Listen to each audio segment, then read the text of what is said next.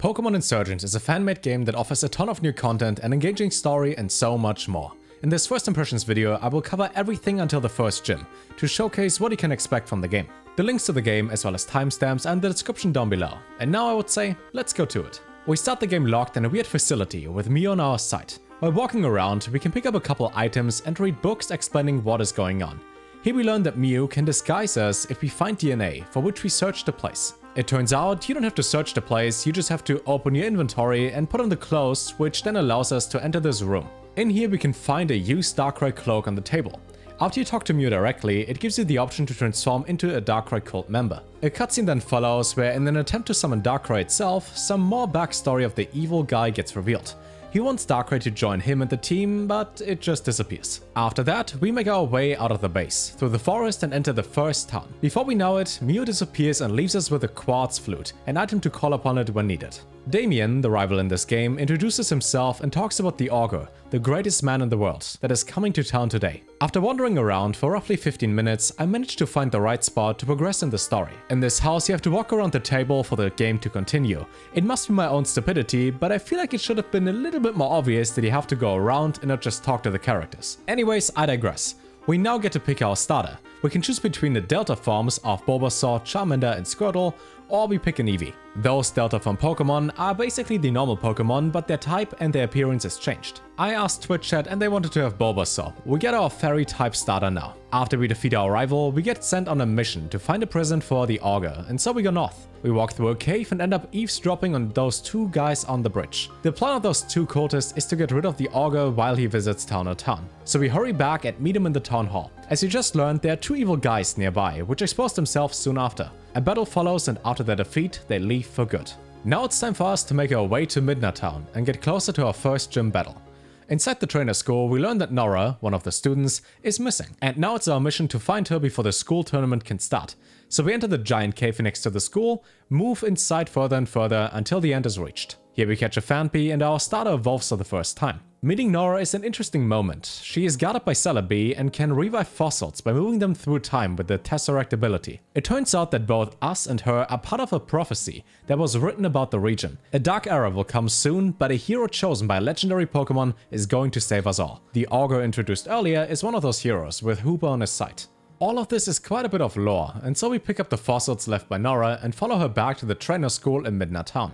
Their tournament is about to start. With 8 participants, we have to defeat 3 trainers to be the winner here. We face our rival and encounter his level 17 Charmeleon. Our final fight against Nora goes well. The Celebi we have seen by her side earlier will not be used in battle, similar to our Mew. So we defeat her Bayleaf and end up winning the school tournament. While fighting, I got reminded of something. This game is hard. I mean, I've only focused on leveling my starter, but enemy Pokemons are already the same level. You need to grind at least a little bit before progressing in the story, or fights become a little bit too hard. The Ancient Ruins are next, and here we encounter the Abyssal Cult as they try to catch Riolu. With Nora on our side, the end has come. However, we are not the ones that managed to save Riolu. Instead, Lucario appears, transforms into its Mega form, and makes the grunts leave for good. Now that this rescue mission is finished, we are on the way to the first gym badge. In the cave that leads to it, we might perhaps black out, because the game is pretty hard, but eventually we make it to Sun-Touched City. This place has a gigantic statue of Yern, the second Augur. But not just the statue goes up in the sky, but also the first gym. There's this weird stone next to the leader, but we get to that in a second. Here's something you should know about gyms in Insurgence. They're not limited to a single type, meaning Leader Orion has a Vulpix and a Deerling, but also a regular Ivysaur and Charmeleon. So in short, you have to cover multiple types to win in these fights. Eventually, we managed to defeat Orion and add the thermal badge to our collection. We were about to leave when suddenly an unknown character and Nora entered the gym, and this happens. 2 people in lab coats and a guy named Tan, who is part of the Perfection Cult, enter the gym on Kyurem and start talking about the Stone of Leader Orion. It turns out that the stone is actually home to another legendary Pokemon, Reshiram. After it hatches, it soon flies away, and you can clearly see by now how much content is in this game.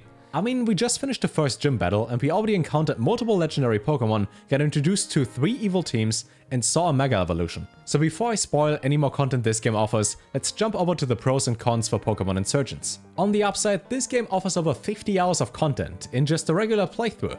And don't forget, it is completely free to play, with the links in the description down below. There are dozens of new iterations of existing Pokemon in form of Delta forms. Story-wise, there's enough to get interested into learning more and making progress, but not too much to feel overwhelmed. A pretty good mix of both lore and upcoming events is packed into each dialogue. Battles are difficult, or at least not as easy as in the main series.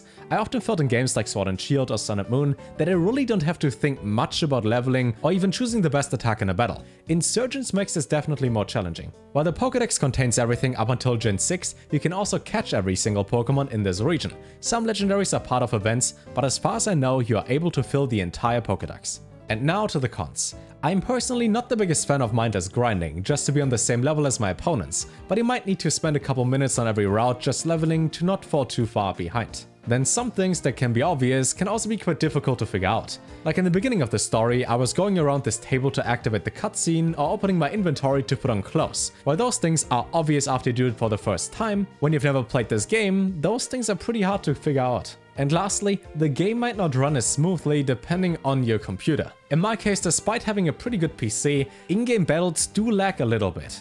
Not as bad as other games and emulators, but still a little. Keep in mind, those 3 points are definitely depending on your playstyle and as well as your PC.